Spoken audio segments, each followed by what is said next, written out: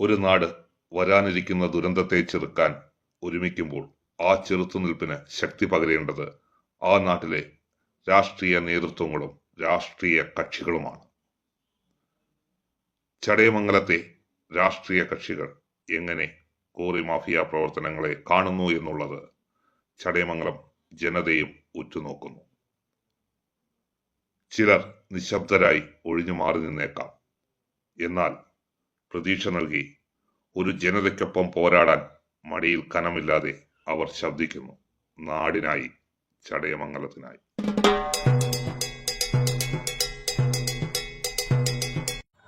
ഞാൻ BDJS എന്ന രാഷ്ട്രീയ പാർട്ടിയുടെ കൊല്ലം ജില്ലാ വൈസ് പ്രസിഡന്റാണ്.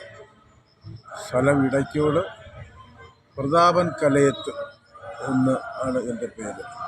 ബഹുമാന്യരെ, ചടയമംഗലത്തെ സംബന്ധിച്ചിടത്തോളം നമ്മുടെ കേരള സംസ്ഥാനത്തിൻ്റെ ഒരു പഞ്ചായത്തും ഒരു ബ്ലോക്ക് പഞ്ചായത്തും ഒക്കെ ഉൾപ്പെട്ട ഒരു സ്ഥലമാണ്. പക്ഷേ ഈ ചടയമംഗലം പഞ്ചായത്ത് അതിർത്തിയിൽ അനധികൃതമായി നടക്കുന്ന കാര്യങ്ങൾ എന്തൊക്കെയാണ് എന്ന് ഇവിടുത്തെ സാധാരണ ജനങ്ങൾക്ക് അറിഞ്ഞുകൂടാത്ത എന്നുള്ളത് ഒരു വസ്തുതയാണ്. പ്രധാനമായിട്ട് നമ്മുടെ പഞ്ചായത്തിൻ്റെ വിവിധ മേഖലകളിൽ നടന്നുകൊണ്ടിരിക്കുന്ന പാറക്കോറികൾ, ഈ പാറക്കോറികൾ ഇന്നലെയും ഇന്നും ഒന്നും തുടങ്ങിയതല്ല. ഏതാണ്ട് 1/4 നൂറ്റാണ്ടിന് മുൻപ് മുതൽ തന്നെ ഈ ചടയമംഗലം പഞ്ചായത്തിൻ്റെ വിവിധ മേഖലകളിൽ ലൈസൻസ് വാങ്ങിക്കൊണ്ടും അല്ലാതെ ലൈസൻസിൻ്റെ പേരിൽ മറവിൽ അനധികൃതമായും പാറക്കോറിയിൽ നടത്തി വരുന്നു എന്നുള്ളത് ഒരു വസ്തുതയാണ്. ഇത് ഈയിടെയുള്ള കാര്യമല്ല, ഏതാണ്ട് 1/4 നൂറ്റാണ്ടിന് മുമ്പേ ഉള്ള ഒരു വസ്തുതയാണ്.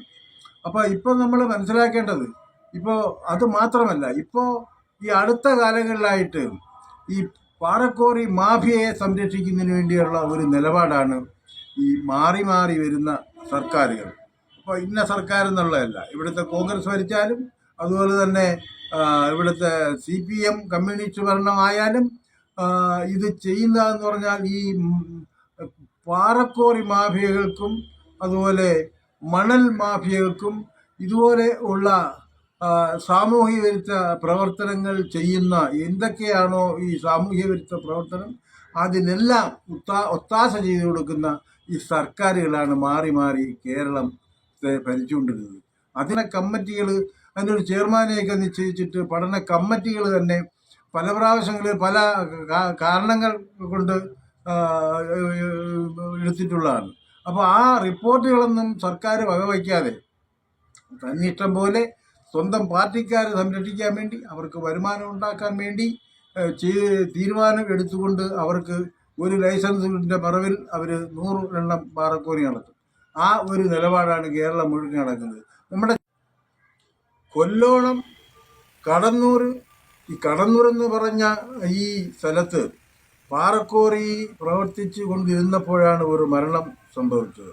അതുപോലെ തന്നെ കുഴിയം, അതുപോലെ കല്ലുമലയിലൊക്കെ തന്നെ പാറക്കോറി വളരെ വർഷങ്ങൾക്ക് മുമ്പ്. അതുപോലെ ഇടുക്കുപാറയും ഈ പാറക്കോറി എന്ന് പറയുന്നത് അനേകം വർഷങ്ങൾക്ക് മുമ്പ് തന്നെ നടന്നുകൊണ്ടിരിക്കുന്ന ഒരു സംഗതിയാണ്. അതുപോലെ തന്നെ കണ്ണമ്പാറ കല്ലടത്തണ്ണി ഭാഗങ്ങളിലൊക്കെ നിരന്തരമായി അവിടെ പാറക്കോറിയുണ്ട്.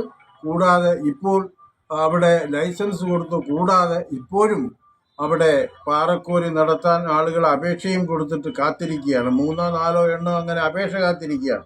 അപ്പോൾ ഒരു ടൂറിസ്റ്റ് കേന്ദ്രം പോലെ ഉള്ള ഒരു പാറയായിരുന്നു ഈ പുലിപ്പാറ, ഇടയ്ക്കോട് പുലിപ്പാറ.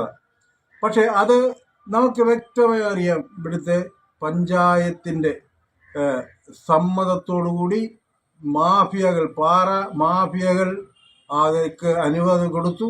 ആ പാറ പൊട്ടിച്ചു. അവസാനം ഏതാണ്ട് തീരാറായപ്പോഴാണ് പിന്നെ അത് നിർത്തിയത്. ഈ ആളുകളുടെ, അയൽവാസികളുടെ ബഹളവും പരാതിയും കേസും ഒക്കെ ആയപ്പോഴത്തേക്ക് പിന്നെ അങ്ങനെയാണ് അത് നിർത്തേണ്ടി വന്നത്. അങ്ങനെ കൈക്കൂലി കൊടുത്തും പാരിതോഷികം കൊടുത്തും എന്ത് അഴിമതിയും എന്ത് വൃത്തികേടും കാണിക്കാവുന്ന ഒരു സംസ്ഥാനമായി കേരളം അധപ്പതിച്ചിരിക്കുന്നു.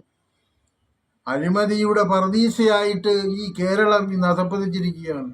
പിന്നെ എന്ന് പറഞ്ഞതുപോലെ ജഡായിപ്പാറ, അത് കഴിഞ്ഞിട്ട് ജഡായിപ്പാറയിൽ എന്ന് പറഞ്ഞാൽ ജഡായി ടൂറിസം ഇന്ന് കേരളത്തിലെ ഏറ്റവും വലിയ പക്ഷിശില്പം നിലകൊള്ളുന്ന ജഡായു ടൂറിസത്തിൻ്റെ സമീപത്തായിട്ട് ഇതാ ഇപ്പോൾ പാറക്കോരി പ്രവർത്തിക്കാൻ പോവുകയാണ്.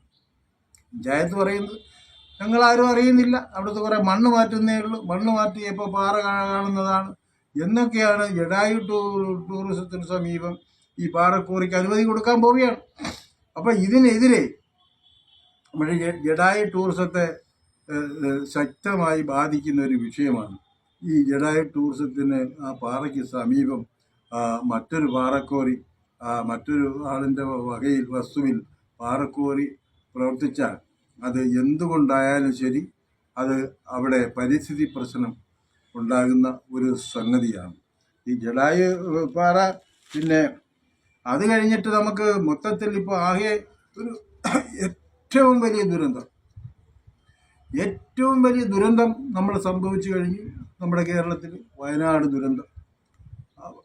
വയനാട് ദുരന്തത്തിൽ 400-ലധികം ആളുകൾ മരണപ്പെട്ടു. എന്തുകൊണ്ടാണ് മരണപ്പെട്ടത് നമ്മൾ ചിന്തിക്കണം. അവിടെ ഗാർഗിൽ കമ്മിറ്റി ചെയർമാൻ്റെ റിപ്പോർട്ട് അവിടെ അത് ആ വയനാട് മേഖല അതുപോലെ തന്നെ തുടങ്ങിയ ആ ഭാഗങ്ങളെല്ലാം പരിസ്ഥിതി ലോല പ്രദേശമാണ്.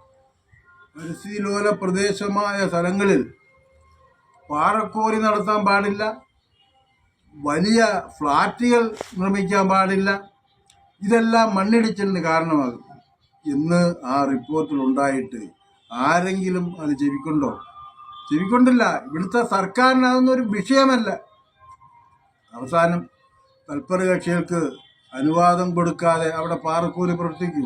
എത്രയോ പാറക്കോരികൾ ഒരു ലൈസൻസ് വാങ്ങും 100 എണ്ണം നടന്നു. ഇതൊക്കെ ചോദിക്കാനും പറയാനും ഇന്ന് നമ്മുടെ കേരളത്തിൽ ഒരു മനുഷ്യനും ഇല്ല എന്നുള്ളിടത്താണ്. സ്വന്തം ആൾക്കാരാണ് കാര്യം കൊടുക്കുന്നതൊക്കെ സ്വന്തം ആൾക്കാരാണ്, ഒന്നീ പാർട്ടിക്കാരായിരിക്കും അല്ലെങ്കിൽ ബന്ധുക്കളായിരിക്കും.